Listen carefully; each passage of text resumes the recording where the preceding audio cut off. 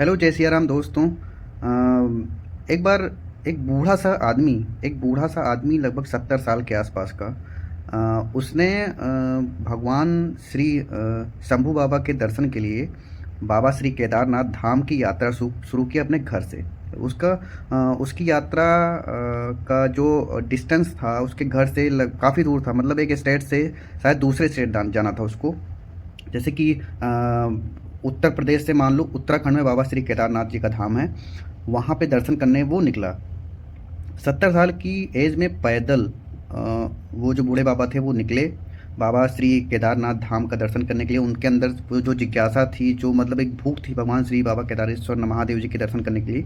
जब वो निकलते हैं तो जिस दिन मतलब 2 3 4 दिन मतलब दिन रात चलते चलते थोड़ा सा कहीं विश्राम कर लिया, कहीं कुछ खा पी लिया, उसके बाद जो है वो ऐसे करते करते जब भगवान श्री बाबा केदारेश्वर महादेव जी के पास जब वो पहुँचते हैं पैदल, सोचिए कितना मतलब कितनी अटूट अटूट विश्वास होगा, कितनी अच्छी और कितनी मतलब पॉजिटिव वाइब होगी उनके अंदर, कितना मतलब प्रेम होगा भगवान श्री शिव जी के प्रति, जो वो पैदल अपने घर से निकलते हैं 2 3 रातों के बाद जो है 2 3 रातों के बाद वहाँ पे पहुँचते हैं। तो देखते हैं कि वहाँ पे जो बाबा केदारेश्वर जी का जो कपाट थे, जो मतलब ठंड में लगभग अभी वही नंबर लगभग नवंबर के आसपास, अक्टूबर नवंबर के आसपास कपाट बंद हो जाते हैं बाबा श्री केदारेश्वर महादेव जी की।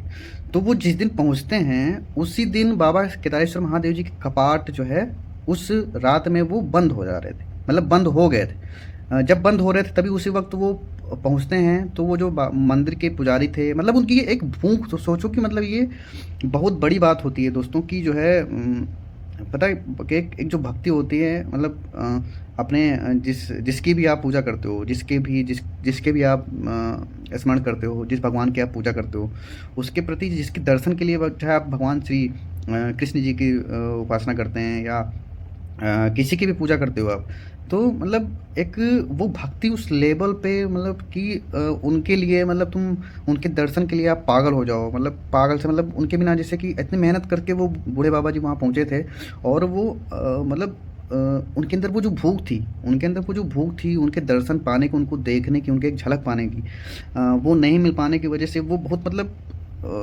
वो व्यथित हो गए। उन्होंने पंडित जी के पैर पकड़ लिए, पैर पकड़ लिए और उन्होंने कहा कि जो है नहीं, मुझे दर्शन करा दीजिए, मतलब कैसे करके मुझे, मैं बहुत दूर से आ रहा हूँ और भोलेनाथ जी के मुझे दर्शन करने हैं।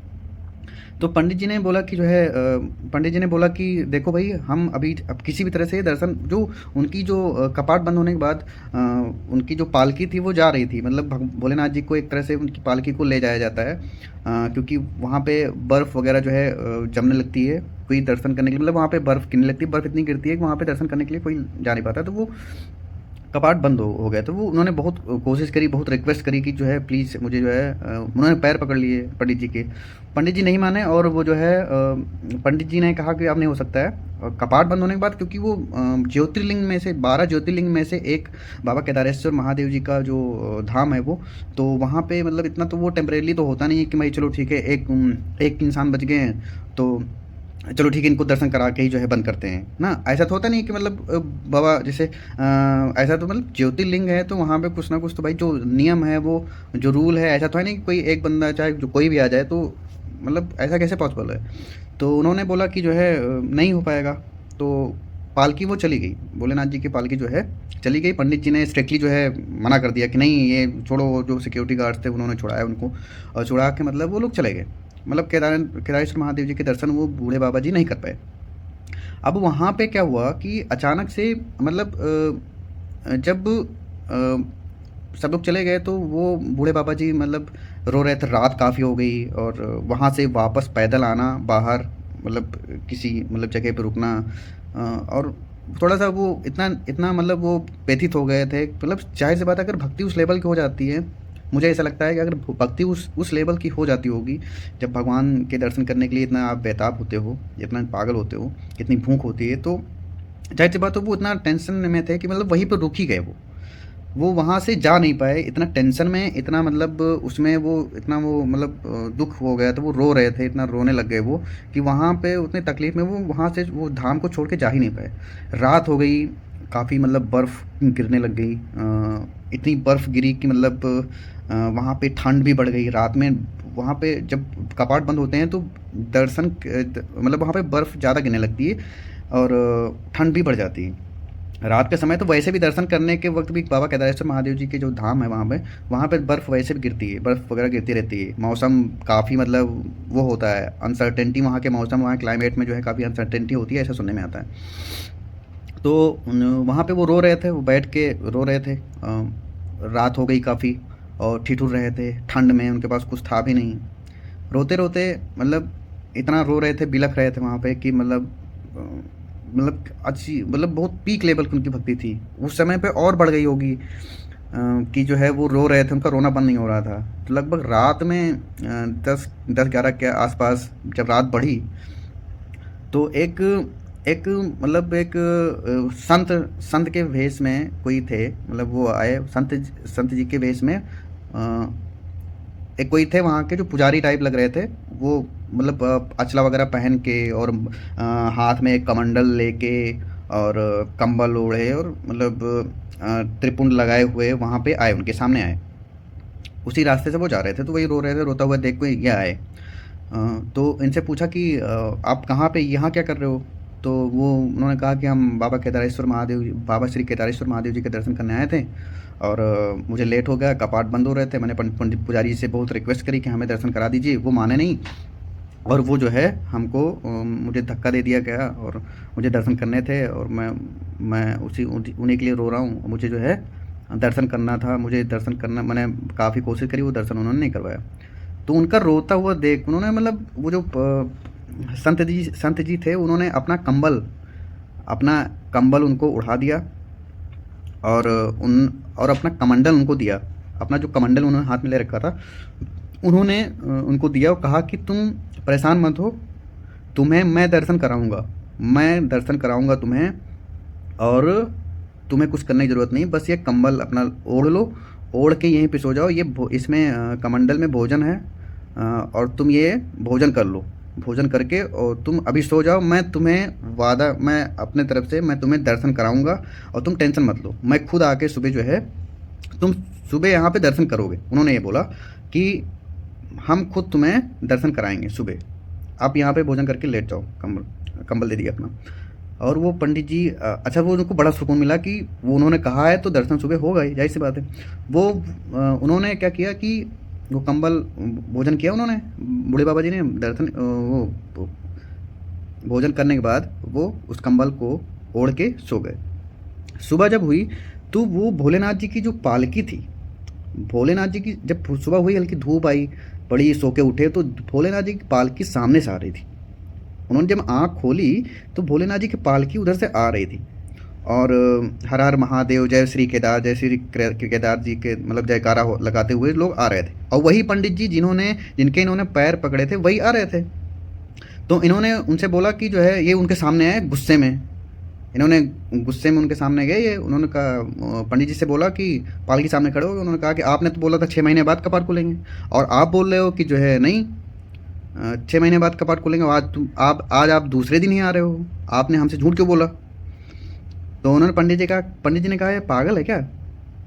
मतलब कपाट ये 6 महीने बाद खुल रहे हैं, 6 महीने बाद ये पालकी आ रही और तू कह रहा है कि जो है आज दूसरे दिन खोल रहा है, मैं तुझसे झूठ क्यों बोलूँगा? उन्होंने ऐसे बोला और इनको जो है बूढ़े बाबा जी को अलग कर दिया, मतलब अलग किनारे कर दिया। और उन्होंने कहा कि नहीं, तो बूढ़े बाबा जी ने कहा कि नहीं, आपने बोला था कि 6 महीने बाद आएगी। मैं अभी इस रात में ही, मुझे एक बूढ़े बाबा जी ने हमसे बोला, एक संत जी आए थे, उन्होंने बोला कि ये खाना खा के अभी सो जाओ, ये भोजन करके अभी सो जाओ। ये कंबल अपना दिया और मुझे भोजन कराया, भोजन का कमंडल दिया, कहा ये करके और तुम सो जाओ और मैं सुबह दर्शन कराऊंगा, मैं खुद दर्शन कराऊंगा सुबह। और मैं अभी रात में सोया हूँ, सुबह सुबह अभी उठा हूँ और उसके बाद जो है अब सुबह सुबह मैं देख रहा हूँ आप लेके आओ, इसका मतलब आपने झूठ बोला था। पंडित जी ने कहा बेवकूफ़, पागल हो गए हो क्या तुम?